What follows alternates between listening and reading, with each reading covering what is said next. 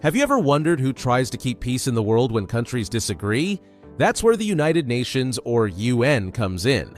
Let's break it down, simple and quick. The United Nations, or UN, is an international organization created in 1945, right after World War II. Its main goal was to prevent another global war and help countries solve problems together peacefully. Today, the UN has 193 member countries, which is almost every country in the world.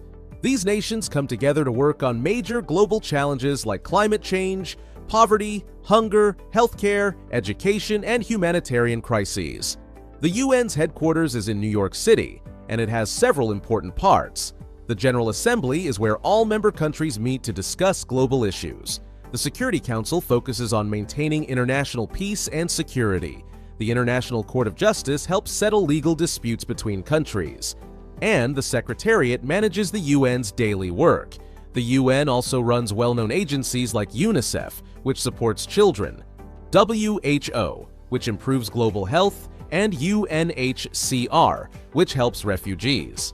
In short, the UN brings countries together to promote peace, protect human rights, and build a safer, fairer world for everyone. See you in the next video for more quick explanations.